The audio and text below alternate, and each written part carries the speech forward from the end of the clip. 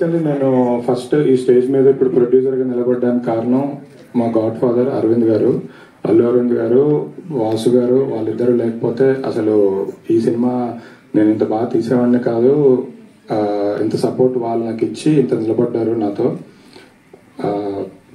తర్వాత ఈ సినిమా కథ మెయిన్. అంటే నేను ఒక మాట చెప్పాలనుకుంటున్నా, ఏదో నార్మల్ సినిమా, కామెడీ సినిమా, యావరేజ్గా ఏదో ఓకే ఉంది అనే సినిమా తీయాలనే ఇంటెన్షన్ మాకు ఎప్పుడు లేదు. మనం ఇస్తే సూపర్ హిట్ సినిమా ఇవ్వాలి, మన దగ్గర కంటెంట్ స్ట్రాంగ్గా ఉండాలి, కొడితే బొమ్మ హిట్ కొట్టాలి, బ్లాక్ బస్టర్ కొట్టాలి, అదొకటే తెలుసు మనకి.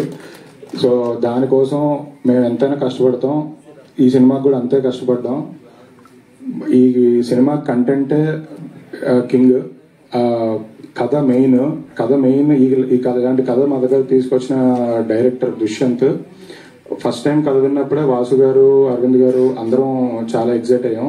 ఇలాంటి సినిమా ఒకటి చెయ్యాలి, ఇలాంటి కథ చెప్పాలి అని డిసైడ్ అయ్యాం. అంటే గీతా ఆర్ట్స్ ఎప్పుడు ఏదో కాంబినేషన్ మీద లేదంటే దీని మీద వెళ్ళదు, ఎగ్జైట్ అయ్యి వెళ్ళము.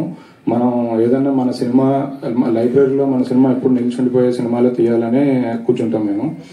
సో కథ ఇలాంటి కథ తీసుకొచ్చిన దుష్యంత్, తర్వాత అంతే కథకి ప్రాణం పోసిన హీరో సుహాస్ గురించి నేను లాస్ట్ టైం కూడా చెప్పాను. ఏంటంటే ఈ సినిమాకి చాలా టైం పట్టింది తీయడానికి. అంటే ఇదేం బాహుబలి కాదు అంత టైం పట్టడానికి. కానీ మ్యాటర్ ఏంటంటే ఈ సినిమా కోసం 2 సార్లు గుండు గీయించుకున్నారు. అంటే ఒకసారి గుండు గీయించుకొని మళ్ళీ జుట్టు పెరిగిపోయిన తర్వాత మళ్ళీ సెకండ్ టైం గుండు గీయించుకొని చేశారు. దాని గురించి ఎక్కువ టైం పట్టింది. అంటే నాకు తెలిసి అంటే హీరో కాదు, ఏ ఆర్టిస్ట్ కూడా ఇంత రిస్క్ చేయరు. అంటే కెరియర్ పీక్ టైంలో ఉంది, already colour photo, block buster, national award cinema, తర్వాత రైటర్ పద్మభూషణ్, అది కూడా అంత పెద్ద హిట్ సినిమా. దీని తర్వాత అసలు ఎన్ని రోజులైనా పర్లేదు, వచ్చిన రోజు సినిమా సూపర్ హిట్ అవ్వాలి, ఆ సినిమా కోసం ఏదైనా చేయాలి అని కూర్చున్నారు సుహాస్. సో సుహాస్ ఇది. తర్వాత కొత్త అమ్మాయి అయిన శివాని చాలా బాగా చేసింది.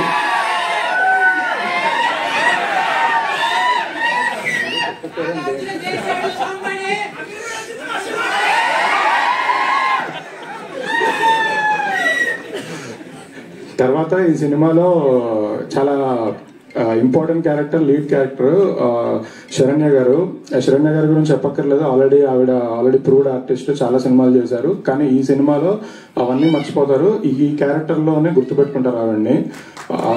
తర్వాత అందరికి చాలా మంది కొత్త ఆర్టిస్టులు ఉన్నారు.